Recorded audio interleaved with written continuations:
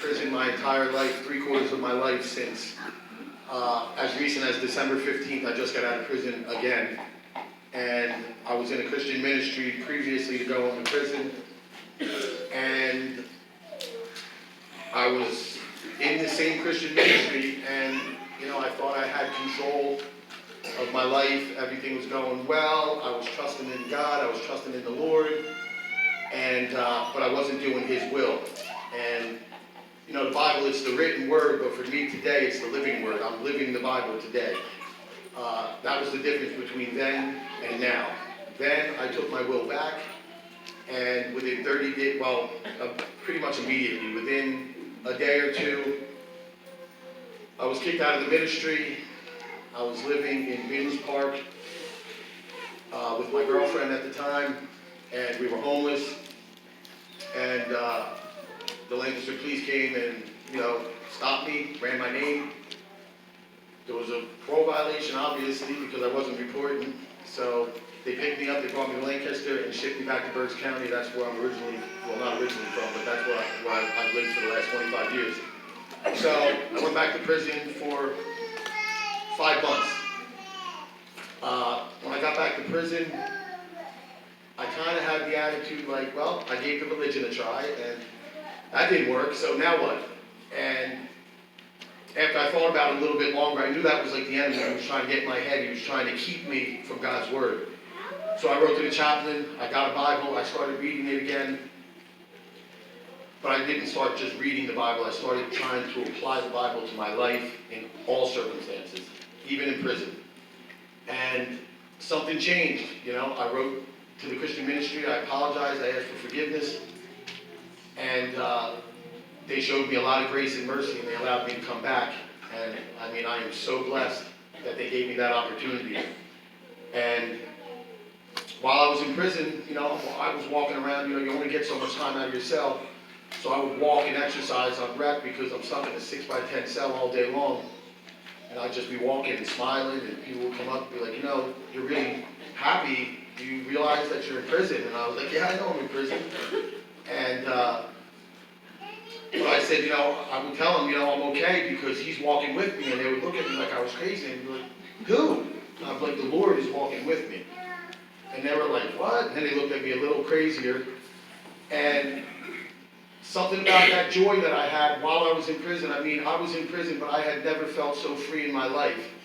And people started coming up to me, and I would give them Bible verses. And they'd be like, yeah, okay, what does that mean? I was like, well, maybe I have to write to the chaplain and get a Bible and find out what it means. And they started reading the Bible, and I started a Bible study, and me and a bunch of guys started just, kind of just studying the Word and doing that sort of thing. And I ended up getting released, and I came back to the Christian ministry. And I still had I was still struggling with some issues. I have authority issues, obviously. I've been in and out of prison for 35 years. So my authority issues were really causing me a problem. I was ungrateful. I tended to find everything wrong with the program, with the people running the program, with the other residents in the program, because it's easy to point out somebody else's faults so that they don't look at your own. And I had to step back away from that, and I prayed on that, and I prayed to God that He would take that from me to humble me and show me some grace and mercy. And I prayed for humility. I prayed that He would take away my anger. I was really angry. And I can't explain it. I don't know how it happened, but something happened where it was just a total shift. And I got some Bible verses that I run through my head every day. And like this situation here, I'm really nervous right now. I've never done this before, so this is the first time I've ever spoken in front of this many people. But I know that I can do all things through Christ who strengthens me. And I just lean on Him and asked Him for strength before I came up here. And He's allowing me to speak to you tonight. This isn't me. This is all God right now.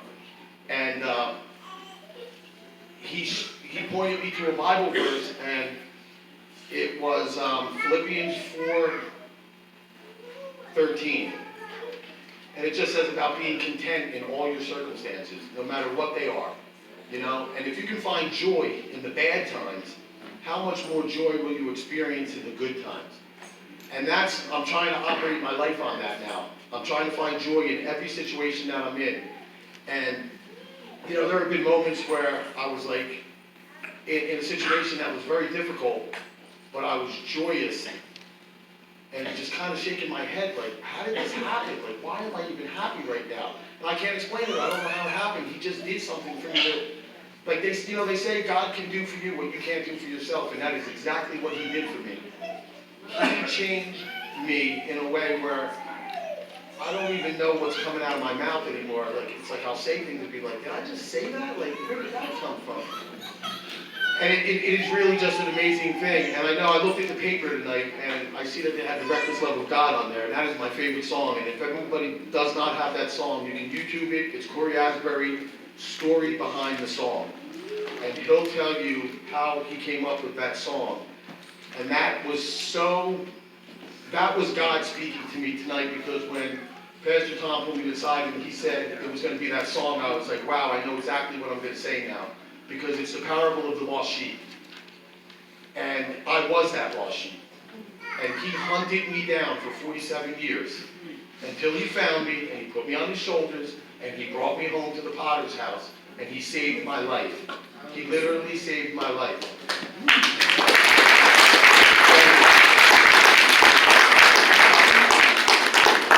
And today I have joy. I can't explain it. I'm happy, joyous, and free, completely free of my life, of what I used to do. The chains have been broken. I was living in bondage, slavery, drug addiction. My life was horrible. It was just out for 30 days, back in jail, out, back in jail. And the cycle was just too much for me, man. I just couldn't take it anymore. And that's where it all pretty much began, in prison. I got on my knees, and I pretty much surrendered my life to God. I begged, I pleaded, I cried. I had tears running down my face, and it just, something happened to me at that moment. Something happened to me, and I knew exactly what I needed to do. And today I realized that, and this was a hard thing for me to do, but I surrendered my will to God. And that is a hard thing to do for someone like me anyway. But the minute I surrendered my life to God and gave him everything, everything. You can't get to pick and choose. Like, you can't just say, I'm going to give you this and this, but I think I'm going to hold on to this. You can't hold on to anything. You have to give him all of it. And I gave him everything. I asked him to forgive me for everything. My deepest, darkest secrets, things that I thought I would never tell anybody, not even God. And I told him.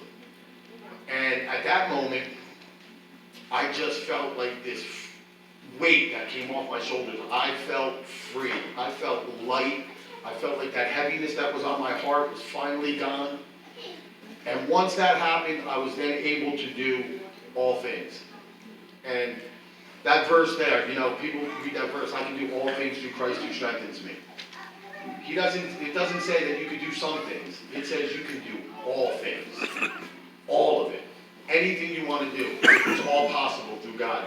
And once I started doing God's will, and now, the thing that I started doing recently is I have like a God filter. That's what I call it. Maybe that's not really a religious technical term, but I have a God filter. Everything that I do, I run through my God filter. And I ask myself, is this really God's will for me? Is this what God would want for me? Would what I am about to do be holy and pleasing to God? And if I even have a doubt in my mind, then I probably shouldn't be doing it. And I step back off that position. That's it. I just don't do it. And he's leading me today. He's leading me. I have faith, and I trust in him fully that every step I take, he is leading me to exactly where he wants me to be. And I followed those footsteps, and it led me here to all of you. And I just want to say before I end, that it is literally an honor and a privilege for me to come here tonight and speak to you, because I was like you. I've been there. I've been homeless on the streets. Binge Park for 30 days wasn't my first homeless experience. I lived on the street for a year. I was living under a bridge through the freezing cold, through the rain.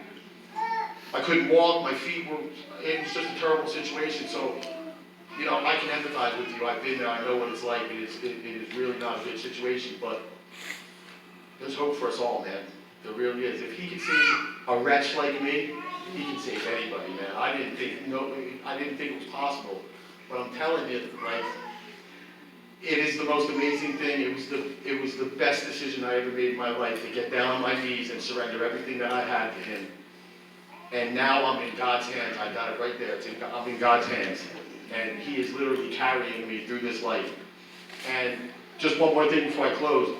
Living in drug addiction and alcoholism was hard work.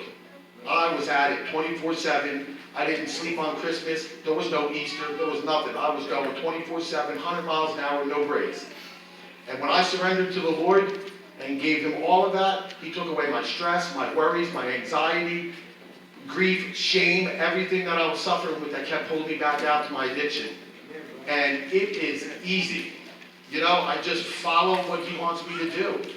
You know, he loves us all. He loves you. He loves me. He loves all of us. He just wants you to, you know, come to him. He's waiting for you. We're all lost sheep. But he's not going to give up on you. He's going to keep hunting you down until you surrender your life to him. And he is going to put you on his shoulders, and he is going to carry you home.